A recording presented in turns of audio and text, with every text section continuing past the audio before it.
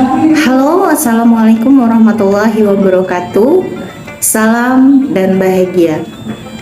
Perkenalkan, nama saya Linda Erliana. Saya calon guru penggerak angkatan ke-6 dari Kabupaten Hulu Sungai Selatan. Saat ini saya bertugas di salah satu sekolah swasta yang ada di Kabupaten Hulu Sungai Selatan, yaitu SMP Islam Terpadu Korat Ayun, Kandangan.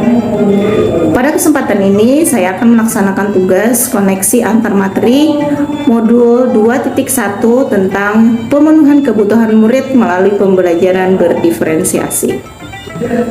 Apa sih pengertian dari pembelajaran berdiferensiasi itu?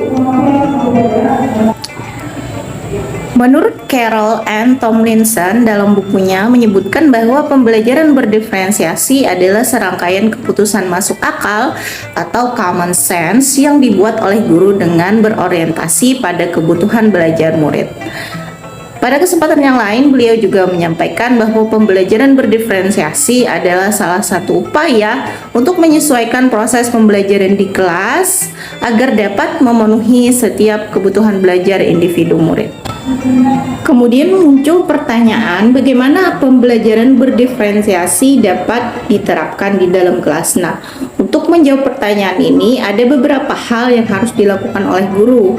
Yang pertama adalah memetakan atau menganalisis kebutuhan belajar setiap murid. Hal ini bisa dilihat dari kesiapan murid, kemudian minat murid dan profil belajar murid.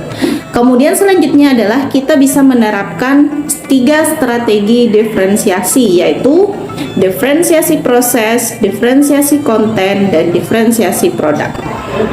Diferensiasi proses adalah penggunaan model dan metode pembelajaran yang beragam, sedangkan diferensiasi konten adalah penggunaan media yang beragam dalam pembelajaran.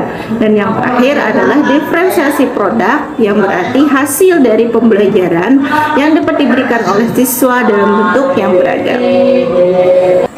Langkah yang ketiga yang bisa kita lakukan adalah dengan menentukan asesmen yang tepat untuk pembelajaran berdiferensiasi tersebut.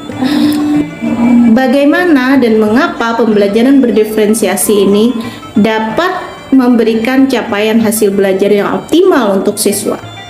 Pembelajaran berdiferensiasi ini adalah pembelajaran yang berpihak pada murid dengan berdasarkan pada kebutuhan belajar setiap individu murid. Dengan terciptanya pembelajaran berdiferensiasi, maka akan terciptalah budaya positif di dalam lingkungan kelas, yang mana budaya positif ini akan memaksimalkan capaian potensi siswa. Menurut Ki Hajar Dewantara, mendidik anak harus disertai dengan pemenuhan kebutuhan dan lingkungan yang menyertainya, atau biasa kita kenal dengan istilah kodrat alam dan kodrat zaman. Hal ini tentu sejalan dengan pembelajaran berdiferensiasi yang disusun berdasarkan kebutuhan belajar setiap siswa. Seorang guru harus pandai dan jeli dalam melihat keberagaman murid. Seperti yang kita tahu bahwa karakteristik setiap anak itu berbeda. Nah, untuk memetakan atau menganalisis hal tersebut bukanlah sesuatu hal yang mudah dan bisa dilakukan dalam waktu yang singkat.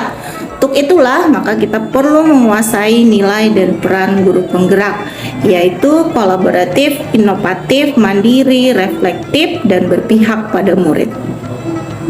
Agar dapat mewujudkan pembelajaran yang berdiferensiasi, maka kita harus memunculkan peran kita sebagai guru penggerak. Misalkan dalam menyusun visi dan misi, maka visi misi tersebut haruslah berpihak kepada murid. Agar dapat mewujudkan pembelajaran berdiferensiasi, maka kita harus menciptakan lingkungan belajar yang aman dan nyaman bagi siswa. Salah satunya adalah dengan menerapkan budaya positif di sekolah. Bagaimana Bapak dan Ibu guru hebat? Apakah kalian siap menjadi salah satu agen perubahan yang akan membawa pendidikan Indonesia menjadi lebih maju lagi? Demikian yang dapat saya sampaikan. Salah dan hilaf mohon maaf. Billahi taufiq wal hidayah. Wassalamualaikum warahmatullahi wabarakatuh.